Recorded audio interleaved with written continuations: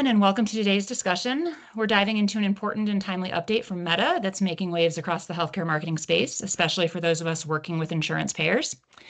Meta recently expanded its social ad categories to include insurance services, a move that significantly restricts targeting capabilities on platforms like Facebook and Instagram. For marketers who are used to leveraging age, gender, interest, location-based targeting, this is a game changer. In this conversation, we're going to unpack what exactly Meta's update means for payer campaigns, how it impacts precision targeting, performance tracking, and campaign compliance, and most importantly, what healthcare marketers should be doing right now to adapt, stay compliant, and continue driving meaningful results in a privacy-first digital landscape. So whether you're in Medicare Advantage, ACA plans, or broader health insurance marketing, this update affects how we reach, engage, and support today's healthcare consumers. And we're here to help you make sense of it. So let's get into it. Hey, I'm joined today by Jason Lett, Solutions Architect, and Tracy Asbury. Asbury. Goodway Social Investment Lead. We're going to just, chat through sort of the changes and everything that's going on. So let's start with the headline. What exactly has Meta changed when it comes to advertising for insurance payers? I can take it. Yep. So awesome. The biggest change here is the limitations in targeting and in reporting. So there are changes within the special ad category, which now insurance falls under financial products and services. Previously, they weren't lumped into anything, so they didn't need to apply those special ad categories. But when that is applied to insurance campaigns, it severely limits the audience targeting capabilities. So age, gender, zip codes, and some other parameters that we previously were able to load in, like behavior targeting and interest targeting, now are limited. So it's essentially just a broad audience. So that's one major change that a lot of people were not necessarily prepared to shift their strategy from. And then the second is the limitations between reporting and tracking events on websites. So we already knew, healthcare had limitations in reporting and tracking certain events anyway. But now that this applies to insurance, then we can no longer track and report on downline conversions, so purchases, anything that has PHI connected to it. Like schedule an appointment or book a consult or things like that, right? Exactly, right. Yeah. So really the furthest we can go is a landing page view, and sometimes, depending on what the landing page is, we might not even be able to do that. So it is severely limiting in terms of measuring those actions that are important to businesses. But now we're just having to kind of shift and get a little bit more creative in what we're measuring. Makes sense. And just so that we're all on the same page, this extends beyond just health insurance, right? This is like life insurance. This is, is this auto insurance? Is this anything that touches sort of that insurance bucket? Yes, it is. We call this access to opportunities. And this can include various regulations we have in the US and in other countries. You're going to hear this mostly talked about when we're offering things for housing, when we're offering for employment. And we've normally said that this is for credit, but this is kind of broadened out to more just finance. The credit finance category is the Department of Justice, the Equal Credit Opportunity Act. And that is what's putting these protected categories. It can be religion, natural origin, sex, marital status, age, that this and true with the employment and the housing too, they're not going to tell you exactly what you can and cannot target. What they're telling you is that you cannot discriminate against a protected class. Okay. So by them leaving it kind of broad and a statement in that way, they're not giving explicit direction. So we're going to see differences from different DSPs or platforms or other ways that advertising is done, so that um, we need to be prepared and be experts in all the different ways to do that. One way to kind of do that is to set a policy for yourself as a whole, that will be following wherever the most restricted area is, so that that way, when other platforms catch up and make these changes, then you're already following that. And it doesn't have to be restricted to strictly the legal letter, but we can also go for more of an ethical status, and we can look at like the Association of National Advertisers Ethics Code as another kind of guide to where we want to set the bar for ourselves so that we're ready for whenever these changes come through.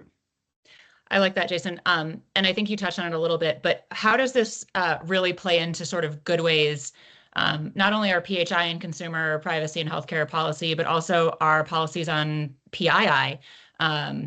You know, you've talked about how it sort of lives within this meta space, and it's very much sort of open to interpretation, but we at Goodway have taken a pretty conservative stance on this. So where do we stand on that? Right. For um, personally identifiable information, we put some restrictions in place within our own policies to not only protect ourselves and our clients, but also our clients' consumers, or customers.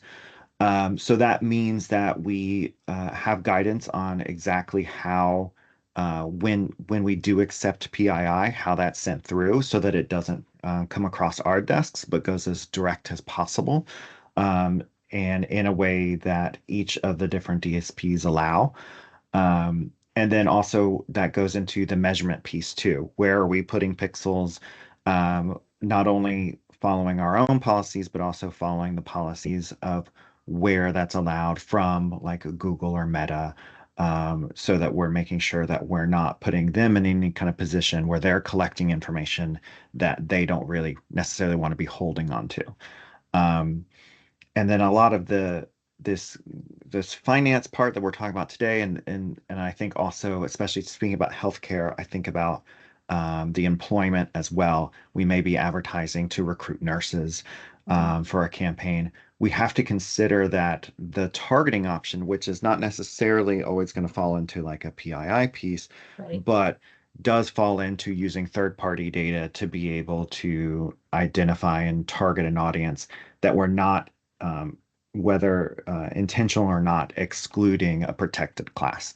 And so that's another piece to touch on, that when we're speaking about healthcare specifically, we may be able to do some kind of targeting options that are perfectly fine for healthcare, but are not okay for like an employment recruitment campaign.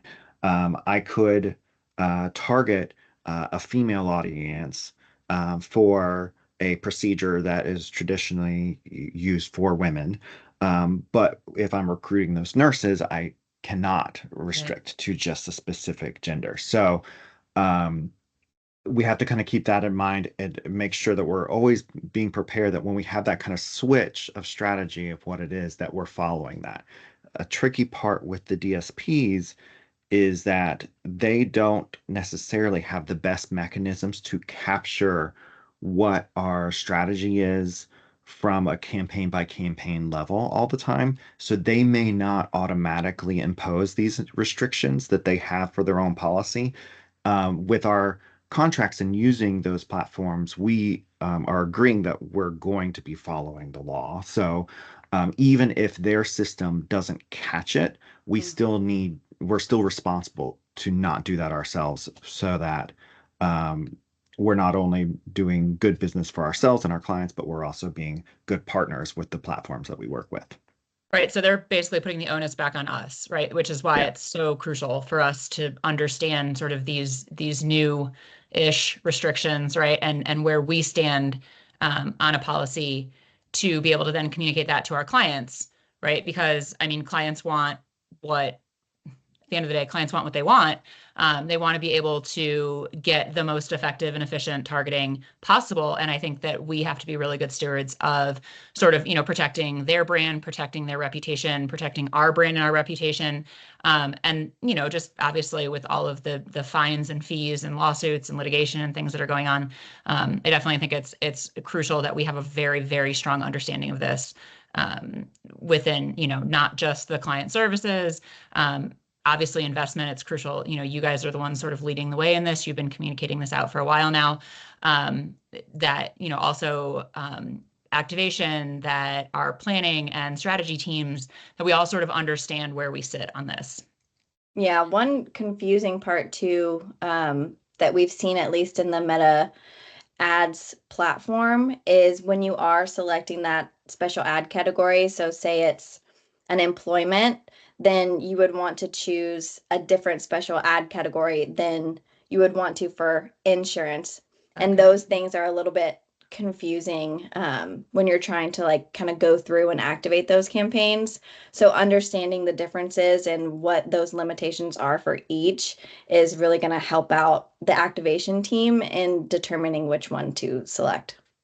And so, and forgive me because I'm definitely not hands-on keyboard, but can our activation team come to you for that guidance? Do they, have we offered that sort of in various places so that they get that? How are we making sure that the onus is falling on them, but that we're giving them all of the necessary tools and resources for that?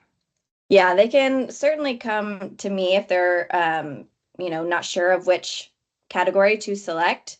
But within a lot of these updates, Meta has published which ones that you would need to select for a specific category or campaign type. So there are resources. I mean, it's a lot of, searching and making sure that you know which one it is. But so like for insurance, now that would need to be selected under the financial product and services category, which you wouldn't intuitively think of. Okay. That's good. It's great to know. So let's talk just a tiny bit about strategy, right? I know that these new restrictions definitely impact audience targeting. We get a lot of requests for things like, hey, we're running a Medicare campaign. We know that Medicare hits, at 65 plus. What are some ways that, that we can maybe stay within this compliance area, but also make sure that we are still getting the message to the right audiences? Any thoughts on those? I think the biggest lever that we can probably pull for our clients is through messaging and creative. Just making sure that the message that we're actually putting into the social feeds is something that it is pointed toward the right audience that we're trying to talk to. So if we're putting copy in our ads that are for more of the seniors or geared towards that way, then the algorithm is going to know that those people are reacting or engaging with the content, and the machine learning will kind of like get the ball rolling in that way to serve to the right people. It's a little bit of like trusting the process because we can't see the, ins and outs of that. But I think that's probably the strongest way that we can steer it in the right direction. Yeah, I mean, I think that's such a, important point, Tracy. Like we constantly are saying, let the creative do the heavy lifting. I think for the last several years, we've been able to really like sort of have mediocre creative, mediocre messaging because we could be so hyper targeted. And I think now we're really sort of switching back to like, no, you have to make sure that what you're saying is relevant and that it resonates with the audience, right? So exactly. I think there's other ways that that too that we can, at least on Meta, we can look at historical performance when we were able to track these things and see where those conversions were coming from. We can see, are they coming more from Facebook feed, or are they coming from mobile over desktop and things like that, those little settings and things that you can apply that aren't necessarily specific targeting, but it is going to reach the right people who are in your demographic. That's really valuable insight, because I think that, we're sort of like, we can't target anymore, right? But like we forget that we do have a tremendous amount of historical data that can be leveraged, right, in sort of moving forward. And so how can you optimize that? Like, let's not throw the baby out with bathwater, right? Like, I Yeah, hate that saying, exactly. but like let's take advantage of the fact that we do have all this historical. So I think that's a really, Yeah. really great point.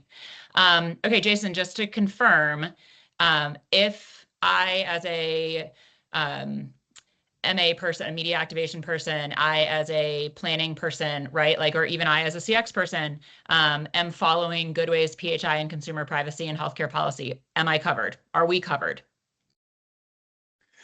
That's not a trick We question. Sorry.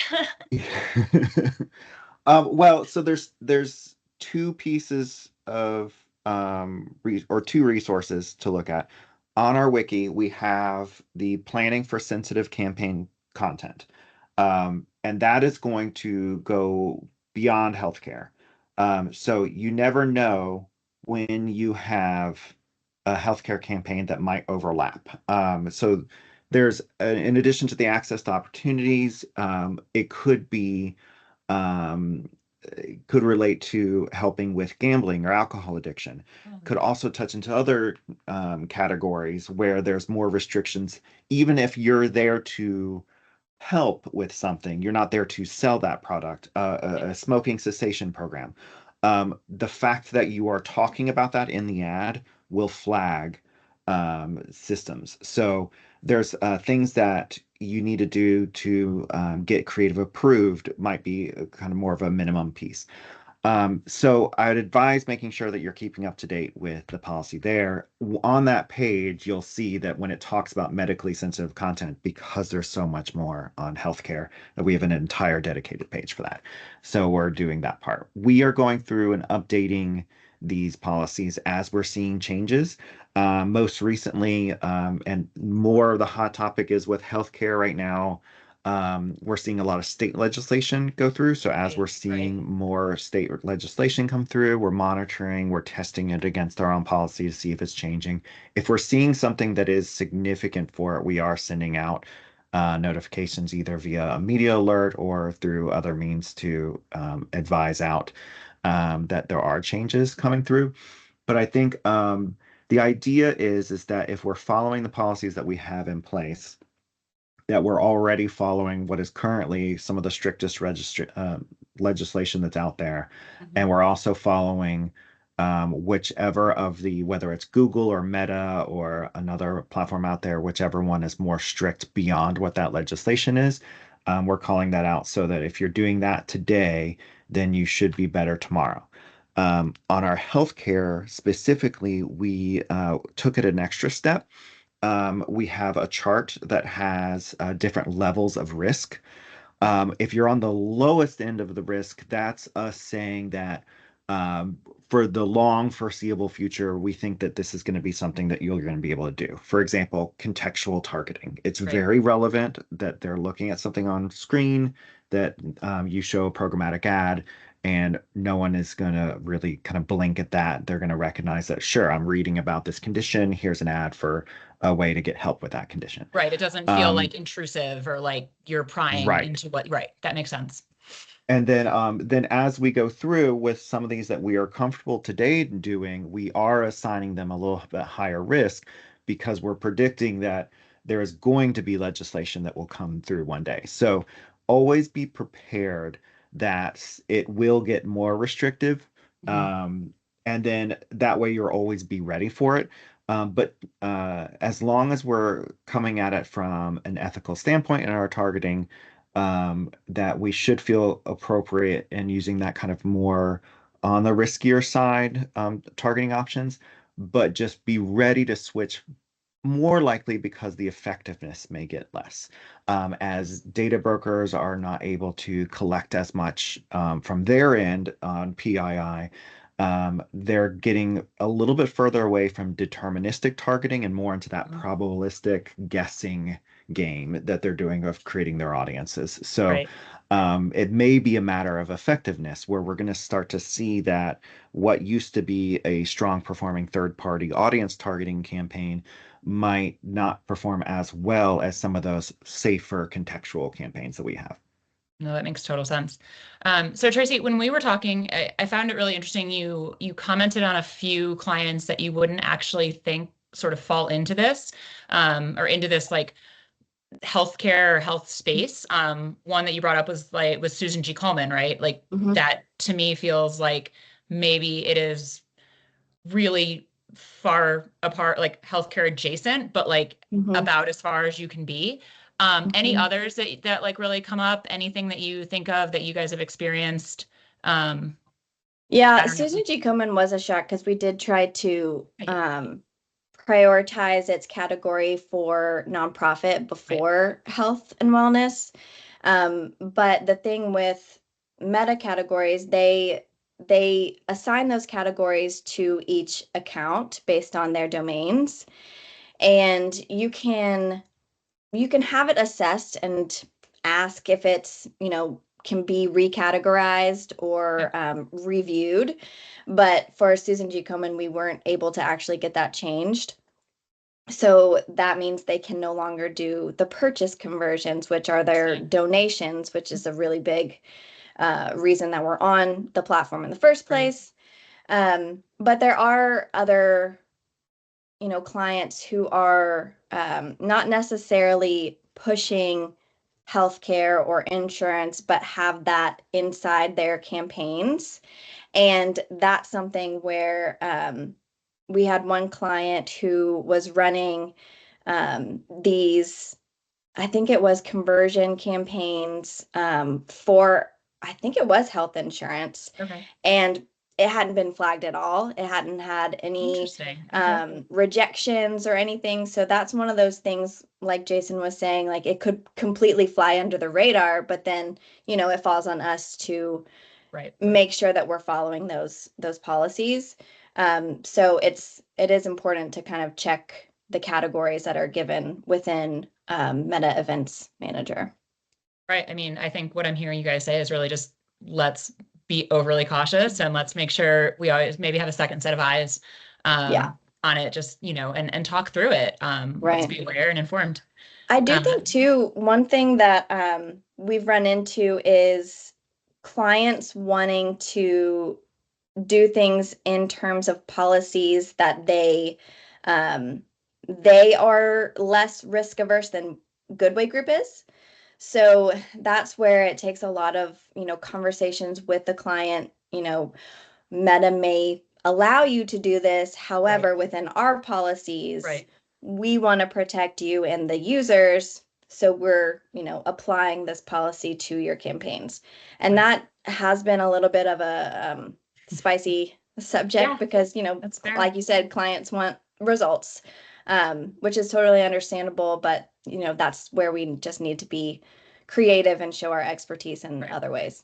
No, I totally agree. I mean, I think like pitching it or bringing it back around to like, no, we can't do this, but here's all the things we can do. Like, here's the ways we can still achieve those. My big thing is always like, let's zoom out and talk about what your overall business goal is. And then let's figure out how to reach that business goal beyond just like, yeah, I want to drive awareness to my website or I want to drive conversion rate, like those are the kind of things I think we have to sort of redefine success within this healthcare space. Yeah, absolutely. So, for both of you, I know you don't spend a ton of time in the healthcare space. That's, I guess, where I come in. But are we seeing this as part of a larger digital trend, both within the healthcare space and then outside of it, like this sort of focus on consumer privacy and consumer data? Yeah, absolutely. And I think what we're starting to see is that healthcare is more of an obvious privacy piece, where it's very personal. This is not something that I might share out. But then we're starting to see consumers start to really think about what their actions are doing and where that data is going. And so that's why we start to see like even something that might be benign as buying reading glasses. But the fact that that's for me to know, for me to purchase, not to advertise out to the world that I need reading glasses. And so while it may be easier for us to kind of understand why on the healthcare part that actually is extending much further beyond.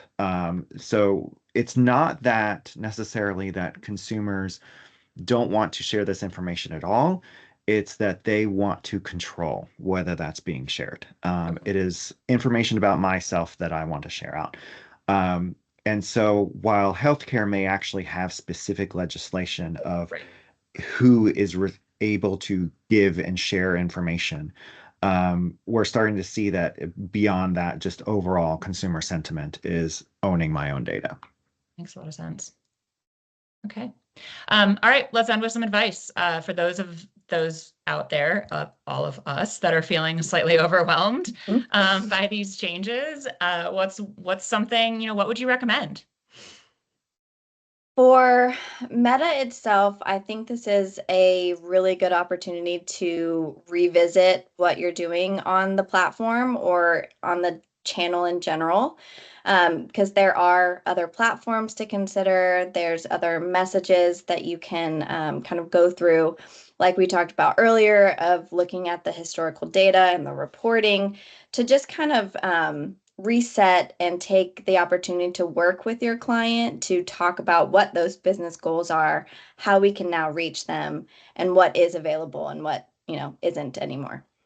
Wonderful. And I think also take ownership of it for your messaging, for your website, that we're not hiding information that we're taking from you, that we do owning up to the transparency. We do collect data. This is how it's used. You have a management consent platform in your website that clearly defines that. It doesn't have to be in the tiniest font at the bottom of the screen that we may not be able to read. People may be really interested, showing that this is how you are able to provide products and help your customers, and also that we're protecting each other's privacy so that they can build trust with you. Love that. That's fantastic advice. Thank you both so much, Tracy, Jason. It was great chatting. Thank you. We'll have to talk again on this. I think this is fantastic. So awesome. Appreciate the opportunity. Yeah, thank you.